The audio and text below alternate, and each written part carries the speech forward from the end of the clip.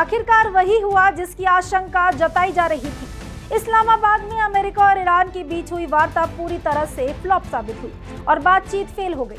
America और Iran ने 21 घंटे तक बातचीत की, लेकिन किसी मुद्दे पर दोनों राजी नहीं हुए। बातचीत में एमटी हथियारों और संवर्धित यूरेनियम का मुद्दा उठा, जिस पर बड़ा विवाद शुरू हो गया। कहा जा रहा है कि एटम बम के मुद्दे को लेकर बातचीत फेल हो गई। ईरान का दावा है कि शांति वार्ता यूएसए की अवैध मांगों की वजह से फेल हो गई। अब सवाल है कि आखिर इस्लामाबाद से अमेरिका को खाली हाथ वापस फिर से क्यों जाना पड़ा। इन सवालों के जवाब है वो लिबिया मॉडल, जिसे अमेरिका ईरान के परमाणु कार्यक्रम पर लागू करना चाहता है। ये मॉडल ईरान को पूरी तरह से अमेरिका का प्रॉक्सी बना देगा, जिसका नतीजा उसके लिए भयानक हो सकता है।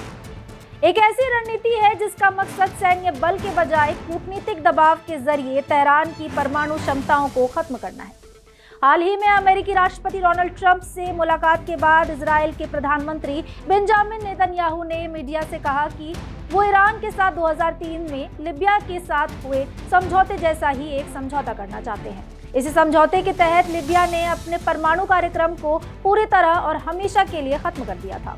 अगर ईरान अमेरिका के लिबिया मॉडल को मान लेता है तो उसे परमाणु कार्यक्रम को खुद से बंद करना होगा। ईरान को अपने यूरेनियम और हथियारों का पूरी तरह से सरेंडर करना होगा। ईरान को भविष्य में कभी भी फिर से परमाणु कार्यक्रम शुरू करने की अनुमति नहीं होगी। लिबिया मॉडल के तहत अंतर्राष्ट्रीय संस्थाओं के द्वारा निरीक्षण की अनुमति होगी, यानी ईरान में परमाणु परीक्षण हो रहा है या नहीं, इसको लेकर वहां अंतर्राष्ट्रीय संगठन जाकर निरीक्षण कर सकते हैं। अमेरिका के लिबिया मॉडल के मुताबिक अगर ईरान इसे स्वीकार कर लेता है तो परमाणु कार्यक्रम बंद करने के बदले उसे आर्थिक राहत दी जाएगी, अंतर्राष्ट्रीय प्रतिबंधों से पूरी तरह छूट रहेगी। यहाँ हैरान करने वाली बात यह है कि 2003 में लिबिया के नेता गद्दाफी ने अमेरिका की बात मानकर परमाणु कार्यक्रम बंद किया था। परमाणु कार्यक्रम बंद करने के बाद गद्दाफी की हत्या कर दी गई थी।